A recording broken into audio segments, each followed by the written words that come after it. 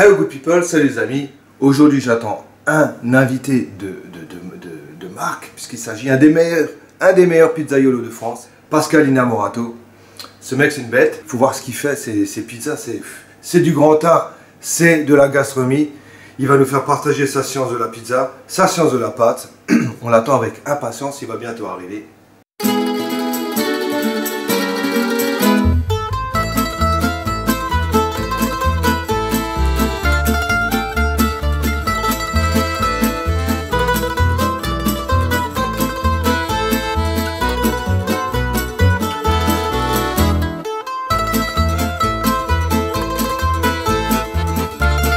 Alors, ça y est, ils arrivent, on va les accueillir.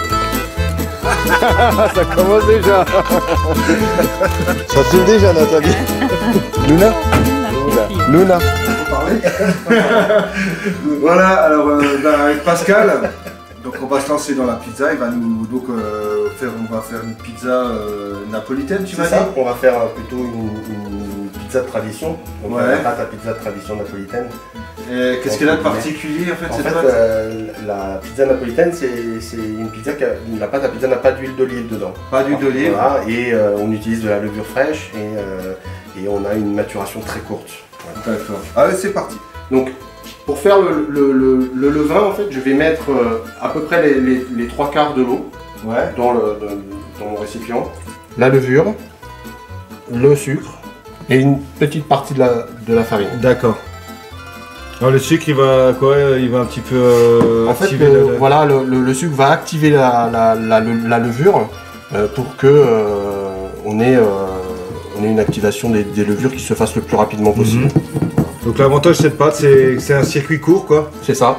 On va avoir une maturation qui va être assez faible. Donc, mais par contre un goût assez prononcé puisque on va lui donner des rabats qui vont lui donner du goût. Au niveau de la farine, quand tu es particulier, qu'est-ce qu'il faut prendre comme farine? Alors l'idéal est de prendre de la farine T45 parce que c'est une farine qui a été tamisée, c'est qui a été la plus tamisée. Ouais. Voilà, on a des degrés de tamisage sur les farines françaises. T45, c'est une farine riche en gluten? C'est une farine qui est un peu plus riche en gluten. Ouais. Donc idéal pour faire la pâte à pizza. Et vous les pros, vous utilisez je sais pas, des farines encore plus riches en gluten? C'est ça, on utilise des farines qui sont riches en gluten et qui ont surtout une élasticité importante. Ouais. Parce qu'on en a besoin pour l'étalage.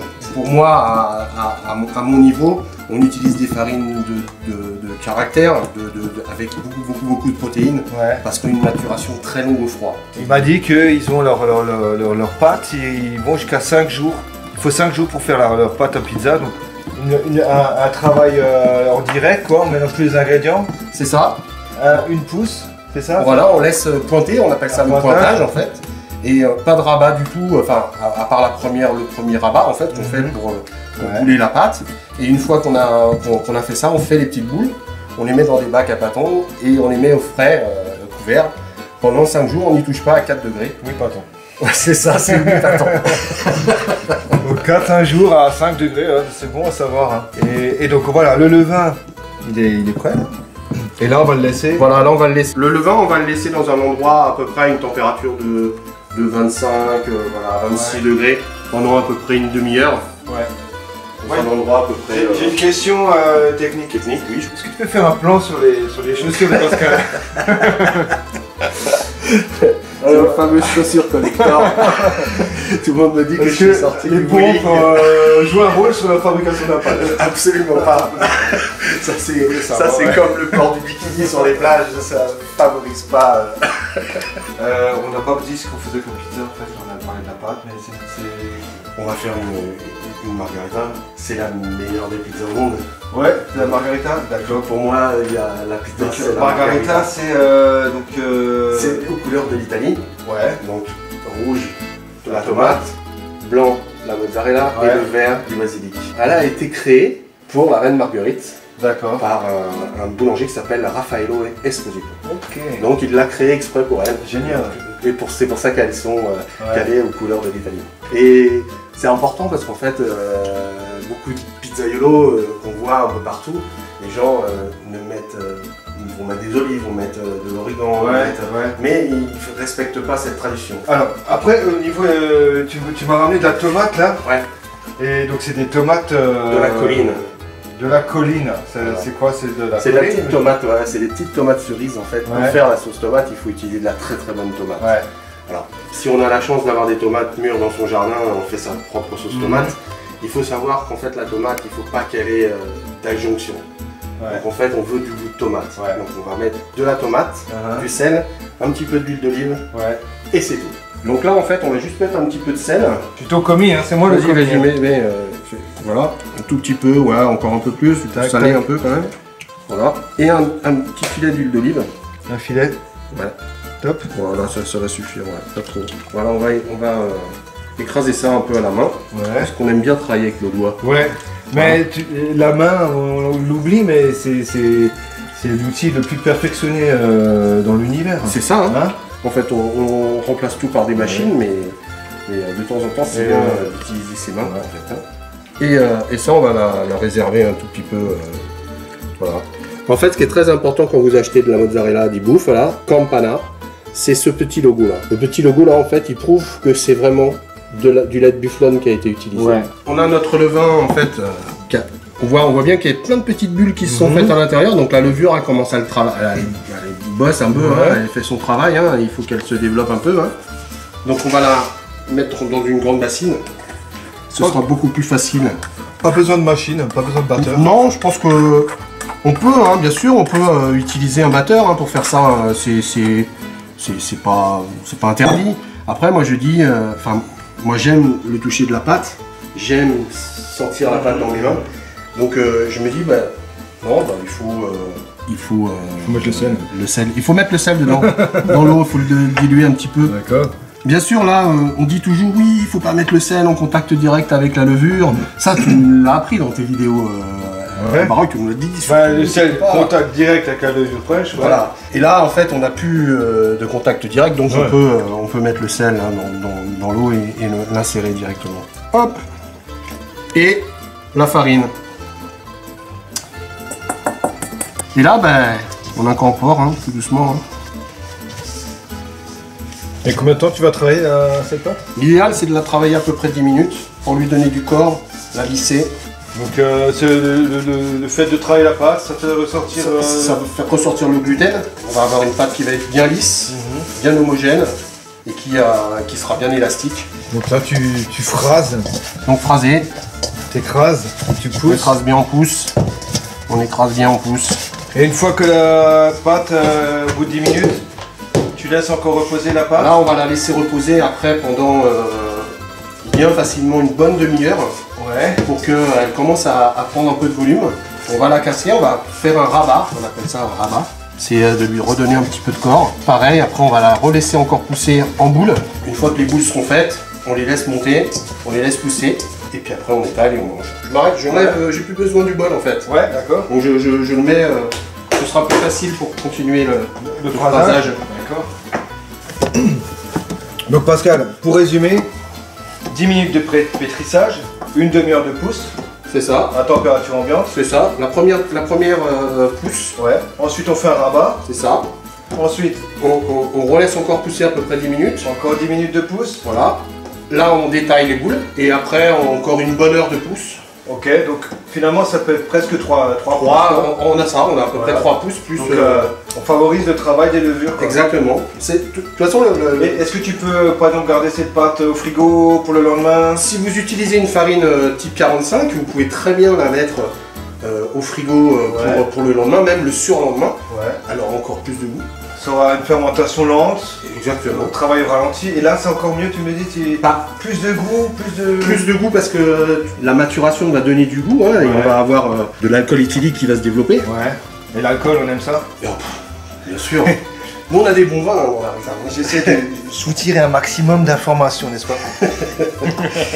Je l'ai pas tous les jours à la maison, alors on en profite. Et puis, on va avoir surtout en fait une pâte qui va être beaucoup plus facile à étaler.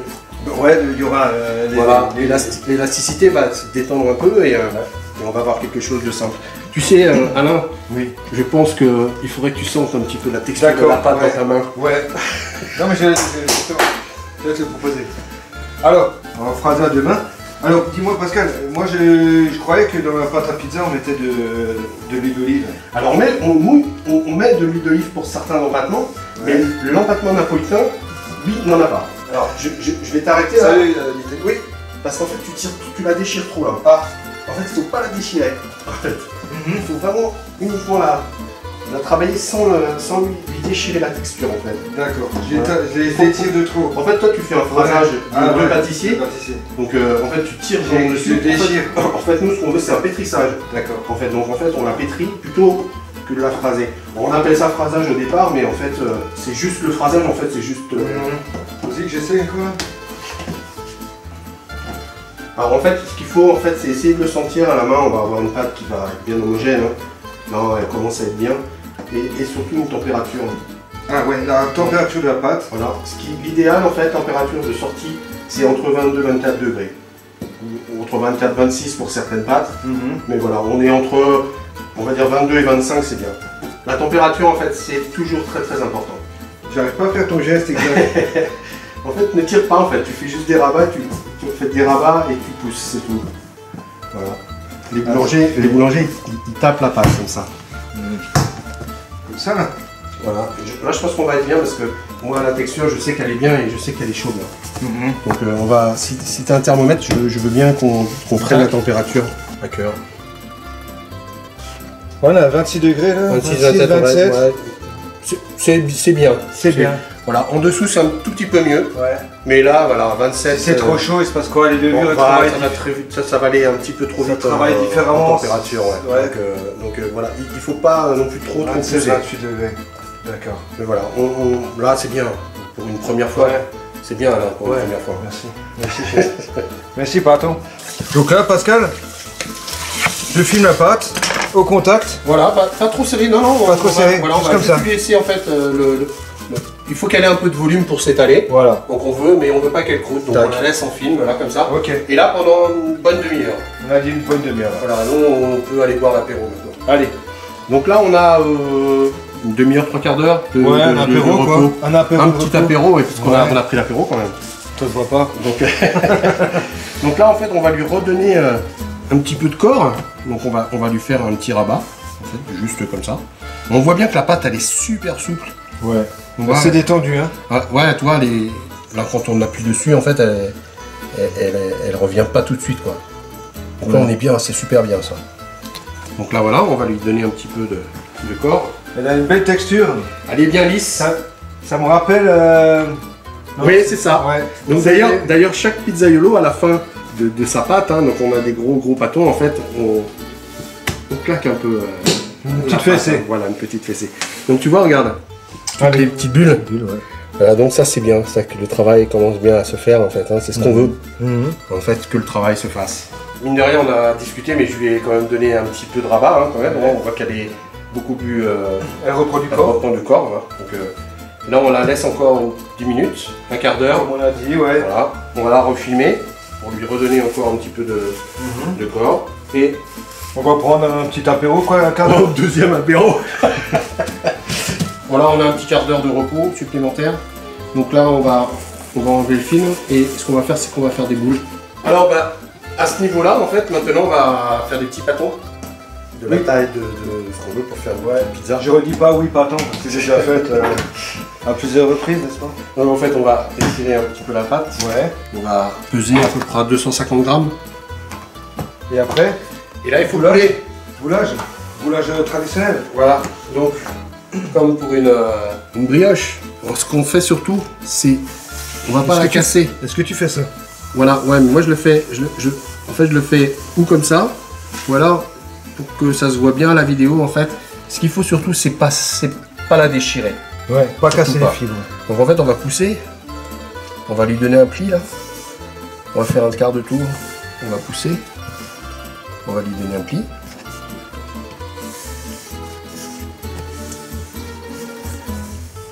Alors là, on va la serrer beaucoup parce qu'on va peut-être la mettre au frais pendant une journée. Mais si on veut l'utiliser dans les 2 heures qui viennent, on va juste la bouler gentiment, sans la serrer. Parce qu'en fait, ce qu'on veut surtout, c'est qu'elle se développe Mais voilà, c'est tout, ça suffit. Ouais. Voilà. Là, on voit bien Il y a le bullage. qu'elle a bien travaillé, qu'elle travaille de plus en plus. Donc là, où on la met au frais. Ou alors on la laisse là se reposer, encore une fois.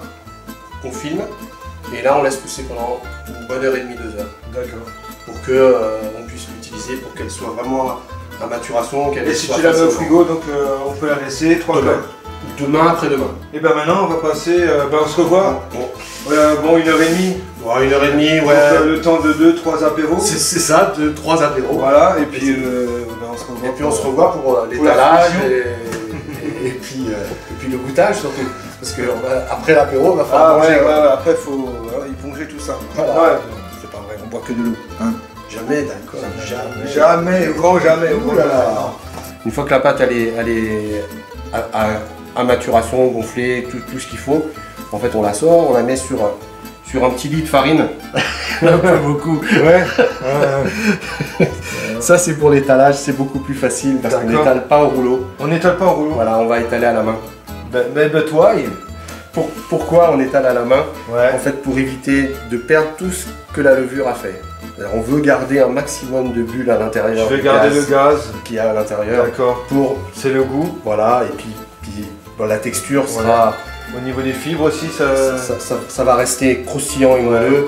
Que si on avait une pâte étalée au rouleau, on aurait que du croustillant pratiquement. Et on voit bien qu'on a des petites bulles en fait partout. Ouais. Là, on voit que la pâte elle a bien travaillé comme il faut. C'est comme. C'est des pâtes, de toute façon, avec la levure, c'est développer l'arôme, quoi. C'est ça. On cherche à développer l'arôme au Exactement. maximum. Donc, si on a une maturation, si par exemple on veut faire de la pâte et on veut la garder 2 jours au frigo, il faut bien la filmer, bien éviter qu'on ait de l'air dedans pour un maximum d'avoir de goût, un maximum, parce qu'en fait la transformation des sucres va donner du goût. Ouais. Donc automatiquement. Donc vous allez voir certaines fois des Comme le vin. Hein. C'est ça, exactement, c'est Comme exactement pareil. Ouais. D'ailleurs on utilise les mêmes levures. Hein. Ouais. Donc, ah bon? Oui. Ouais. On utilise les mêmes levures pour faire le vin. D'accord. C'est la même chose. Ouais. Et donc, de temps en temps, vous pouvez, si vous laissez votre pâte au frigo, avoir des petits points noirs qui vont apparaître sur la pâte. Ouais. C'est pas grave. Ça, c'est très très bien. Ah bon? C'est du goût, Ah ouais? en fait. Ce sont des points de maturation. Ok. Donc, dites pas. Ah, j'ai des trucs. D'accord, ok. Je vais la jeter. Non, on la jette pas, on la garde. Donc, pour étaler la pâte à pizza, c'est très simple. Il faut faire des gestes doux. Donc, on va travailler pour l'étaler toujours par l'extérieur. D'accord. On va laisser toujours un petit peu de pâte au milieu. On va le retourner et on va travailler aussi à l'extérieur.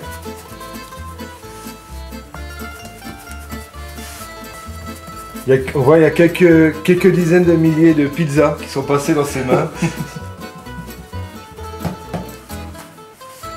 Donc on va enlever l'excédent de farine en faisant ce qu'on appelle un flap. Un flap. Ok. Et en même temps, ça continue Et d'étaler. ça continue de l'étaler. Donc bien sûr, on ne va pas laisser la farine pour éviter d'avoir un excédent de farine. D'accord. Et en fait, l'important, c'est de lui donner en fait une circonférence. Donc en fait, on va lui tirer dessus, mais En tournant. voilà, en faisant des gestes très doux. Ouais. En fait, tu as laissé un rebord quand même. On voit que tu as laissé Toujours. un petit rebord. On laisse un petit rebord pour éviter que la tomate s'en aille en fait. Hein. Une fois qu'on a ça, on est prêt à faire une pizza. Donc on a étalé la pâte.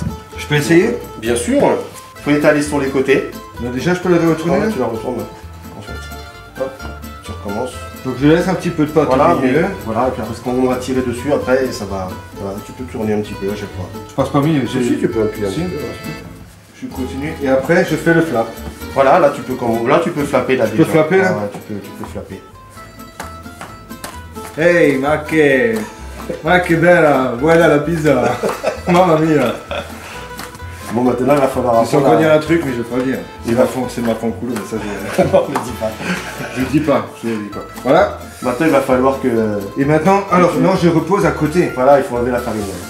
Voilà. Elle est pas aussi, hein? Elle est pas ronde comme la mienne, mais Ouais. c'est pas grave, ça c'est normal. Ça va venir. Après, ce qu'il va falloir que tu apprennes, c'est l'envoyer en l'air. Ouais, si. Oh, j'aime bien envoyer en l'air. Ça, c'est bien. Tu le fais de... Ouais. Oh, punaise. Hop là. En fait, pour pouvoir la toucher la moins possible, la pâte. Ouais. Parce que plus on la touche, et plus on lui donne du corps. Ouais. On sait bien que voilà, et on ne veut pas lui donner trop de corps. Donc en fait, nous, quand moi j'étale ma pâte à pizza, ou je l'étale très rapidement, ou alors je lui donne un tout petit tour et je fais ça. Voilà. Et là, en fait, elle va s'étaler un maximum. Bon, là, elle se perce parce qu'elle a déjà un petit peu de maturité. Et voilà ce qu'on peut faire en fait, on peut l'étaler très bon en fait. On peut lui donner beaucoup de volume à la pâte. C'est un truc de dingue ça, hein. Ah ouais, c'est dingue. Voilà. Donc on peut vraiment aller très loin. Donc on voit un peu la maille glutinique qu'on a à l'intérieur de la pâte. D'accord. Et là on peut refaire. Là on peut rebouler, on peut lui redonner un petit peu de corps. Ça faut que j'essaie. La remettre dans une boîte. D'accord. Et la laisser reposer. Ouais, parce que là on lui a redonné de la force. Ouais. Il faut que les fibres de gluten se relâchent un peu. Plus ces temps de pause. C'est aussi pour ça qu'on met pour le feuilletage, on fait des temps de pause de 2 heures pour les croissants aussi, pour que vraiment le gluten il se détende et qu'on puisse travailler la pâte sans qu'elle se rétracte. C'est ça. Maintenant on étale la pâte, mais là, ça qu'elle revient. Ça et là on pourrait même pas le faire à la main. Ouais. C'est-à-dire que si on peut essayer, là mais en fait on elle revient. On va systématiquement. Elle revient sur elle revient dessus quoi. On peut pas lui donner. C'est pas possible. Voilà, on va prendre un papier cuisson. Hein, on est à la maison, on n'a pas le four à pizza. On est à la casa, on n'a pas le four à pizza, mais on va préparer son four avec des briques réfractaires. Alors, je vais vous montrer comment ça marche. On va chez Wildom. Ça coûte 1,50 €. Donc on en a mis dans le four. Voilà, on en a mis dans le four. Ce qu'il y a, c'est que ça accumule la chaleur. Il y a une inertie de chaleur. C'est ce qu'il faut. Faut passer du jus, de la chaleur par le dessous. Exactement. On a un four à 200 au maximum, 280 degrés. Maxi, ouais, je pense que les fours ménagers vont pas plus haut que ça. Chaleur tournante, sol allumé. Donc on a vraiment le principe, quoi, c'est balancer de la soupe de chaleur par le dessous. Hein. Exactement. Il faut savoir que les fours à pizza, surtout les fours à bois, en fait, chauffent par la chaleur, mais par l'inertie du haut. C'est-à-dire qu'en fait, la sole, elle est chauffée par en haut. Ouais. C'est-à-dire que comme la flamme monte, elle va chauffer la pierre par elle balance. Voilà. Comme ça. Donc c'est pour ça que ça rayonne. Ça rayonne, exactement, par rayonnement. Ouais. Donc on a une chaleur qui est super vive sur les fours à bois. On va pas avoir ça. Des fois, les pizzas, ils balancent une poignée de farine dedans. Ouais. J'ai vu faire. Ça fait de la flamme en fait. C'est juste de la poussière. Et dans un four pizza traditionnel au bois, c'est quoi la température? À peu près 450 degrés. 450 degrés, à peu près. Ouais. Donc faut savoir, une pizza dans un four à bois, ça va se cuire entre 1 minute et demie. Ouais. Et là, nous, il nous faudra combien de temps, tu penses? Je pense que dans notre four ici, là, on va être plutôt dans les 4-5 minutes. Et une boîte à pizza qu'ils avaient utilisée. Ouais. Et c'était de garder le couvercle de la boîte à pizza, de le découper à la taille de ça, ce qui va plus servir de pelle pour mettre dans le four. Comme la taille de la pizza, à peu près de la taille de... vous mettez votre papier sulfurisé sur la boîte. Ouais, sur la boîte. Voilà, bien rigide. Ouais. Et vous la faites glisser dans votre four et vous tirez dessus. T'as pas besoin de vous voyez. Je vous en prie. Vous le savez bien. Voilà. Donc je viens avec on a notre petite tomate. Exactement. On a notre tomate, la mozza. On va la couper la mozza. On essaye de l'égoutter un maximum parce que pour éviter qu'elle rentre trop d'eau. Alors là on a une grosse mozza qui fait 250 grammes. On sait que on a des petites mozzarella qui font 120 grammes aussi. Hein. Donc on coupe des petites tranches. Le basilic du jardin. Frais, tout frais. Surtout frais. On attaque le montage. Ça va être super simple parce qu'on va faire la meilleure pizza du monde. Hein. Ah bah écoute, la margarita. Allez. Alors on va mettre de la tomate, mais bien entendu, ce n'est pas une quiche. Donc il faut pas non plus mettre trop de tomate. Ouais. Sinon ça devient vite de la soupe quoi. C'est ça. En fait, souvent je m'aperçois, les gens quand ils font des pizzas chez eux, ils ont tendance à mettre beaucoup trop d'ingrédients. Ce qui fait qu'on a des pizzas lourdes. Une pizza c'est quelque chose de... On dit toujours la pizza c'est gras, la pizza c'est pas bon pour la santé. En fait, c'est juste une petite pâte à pain avec de la tomate, un produit frais, du basilic et un peu de fromage. C'est pas non plus... donc il n'y a rien qui est une pâte diététique. On va dire que le Non mais fromage ça, est pas c'est diététique. ceux qui disent ça, c'est des casse-couilles. Il y en a plein en ce moment. Donc on va mettre le basilic en dessous Ouais. pour éviter en fait qu'il brûle en fait à la cuisson. Et en fait, il va infuser entre la tomate, la pâte et la mozza. Et on met un peu de mozza. Donc pour cette taille de pizza, on va mettre le 3/4 d'une boule, je pense à peu près. On a une très très belle mozzarella, hein, qui a beaucoup de goût. Ah ouais, il a vraiment du goût. Et on va mettre un tout petit filet d'huile d'olive. C'est tout. C'est tout. C'est... La margarita elle est finie. Ouais. Donc là on va la mettre au four pour la cuire pendant 4 et 5 minutes. On va D'accord. regarder. On surveillera surtout. Allez, on va glisser la pizza dedans. Donc j'ai mis sur une petite plaque. T'as mis sur une petite plaque, ouais. Voilà, comme ça on va essayer de la glisser bien comme il faut au fond du four, sans se brûler. On l'enlève et on ferme. Alors là, au bout d'à peu près 4-5 minutes, en fait, on a à peu près 4-5 minutes de cuisson. À mi-cuisson, j'ai enlevé le papier sulfu pour pouvoir avoir une petite coloration en dessous. Ouais, d'accord. Parce qu'on n'a pas la coloration sur contact direct avec la pierre, pour avoir un petit peu de croustillant en dessous. Donc là, on l'ouvre, hop, on va la sortir. Mais attention à la vapeur qui sort, hein, parce qu'on a un peu de vapeur. Donc voilà. Donc, on a une jolie coloration. C'est l'Italie. C'est ça, hein, ça sent bon la tomate, ça sent bon le basilic. C'est du bonheur. Regarde-moi ça. Superbe. En Italie, ils aiment bien mettre un petit filet d'huile d'olive à la sortie. Enfin, en Italie, même en France, hein, les bons pizzaiolo. Comme ça, on met une bonne huile d'olive. Comme ça, on a un petit goût qui est assez sympa. Ouais, super. Quand on la sort du four, on sent bien le... On entend surtout. Ah, le crissement. Voilà, ça c'est le croustillant de la pâte. Ça c'est tout juste un petit bonheur ça. Ouais, tu me disais croustillant et pas cassant. Et pas cassant. En fait, souvent, on a dans certaines pizzerias où pas dignes de ce nom, on a des pâtes qui sont cassantes. Ouais. Donc elles se détachent. Elles sont... C'est ou un mauvais travail de la pâte ou une mauvaise cuisson. Ouais. Donc là, nous, ce qu'on veut, c'est avoir du croustillant et du moelleux. Et moi, ce que je voudrais, c'est goûter cette pizza maintenant. Est-ce que tu veux la goûter? Ouais. Donc on va la couper.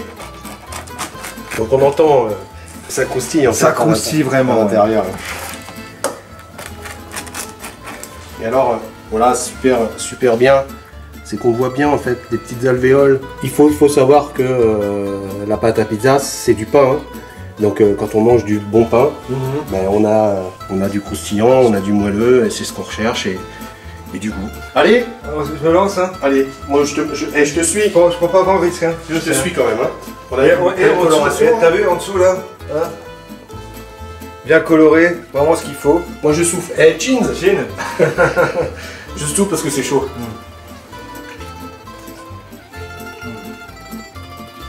Oh, c'est merveilleux. Une bonne tomate, une bonne pâte, une bonne mozzarella, et un basilic du jardin. Et un super bon pizzaiolo. Et puis beaucoup d'amour parce que la cuisine et la pâtisserie c'est que de l'amour. Hein, donc, Alors voilà, t'as mangé la pizza? Je m'attendais pas à un aussi bon résultat en faisant des pizzas à la maison. Franchement, tu m'as éclairé sur la pizza. Et je dis pas ça pour te flatter, mais c'est vraiment merveilleux comme tu dis. C'est pas cassant, c'est croustillant, c'est moelleux. La technique avec les briques réfractaires dans le four, c'est génial aussi. C'est vraiment le super système. Vraiment merci beaucoup de venir me voir. Je suis vraiment très honoré que tu sois là. C'est un grand plaisir. Et j'ai remarqué quand tu faisais la pizza, il y a un truc sur le bras là. Voilà. Ça c'est voilà, moi je n'ai jamais été tatoué, c'est mon fils qui a fait le dessin. Je suis un fan de Michael Jackson. Ouais. Donc voilà, et donc c'était si je devais avoir un tatouage, c'était celui-ci. Mais tu auras droit à un moonwalk. Non, il n'y aura pas de moonwalk. Il n'y a pas de moonwalk quand même. Bon, en tout cas, il y a de la super pizza, hein, et ça vaut tous les moonwalks du monde. Allez, merci. Et dis-moi autre chose, avant que j'oublie. Oui. Où est-ce qu'on peut te trouver? Alors moi, je suis dans le sud de la France, à côté de Béziers. Ouais. Un petit village qui s'appelle Saint-Geniès de Fontely. Voilà, c'est tout petit, il y a 1200 habitants. J'ai une pizzeria à emporter. Et voilà, et je fais quelques desserts de tirer de mon ami Albaroc. Puisque voilà, c'est toi qui m'as donné cette passion pour Eh ben écoute, passion partagée, moi tu me fais partager la pizza, ben, moi je trouve ça génial. Voilà, c'est comme la cuisine, tu vois, c'est une osmose, osmose de partage. Et donc la pizzeria s'appelle Innamorato. Non, ça c'était l'ancienne. Ouais. Ça s'appelle la Rana Pizza. Rana, ça veut dire rainette. Rana Pizza. Voilà. Et dans ce petit village merveilleux. Super. Que tu vas nous... Saint-Geniès de Fontedy. Saint-Geniès de Fontedy. Voilà, dans le 34 à côté de Béziers. Ouais. Béziers. Rue 5 cours Louis-Philippe. Ok. C'est une toute petite pizzeria, Bon, mais avec beaucoup d'amour à l'intérieur. Et ben bon entendeur. Salut. Et keep rocking. Et bake my day, dirait notre ami Albaroc. Manger, c'est beauté. Manger, c'est beauté. Ciao. Ciao.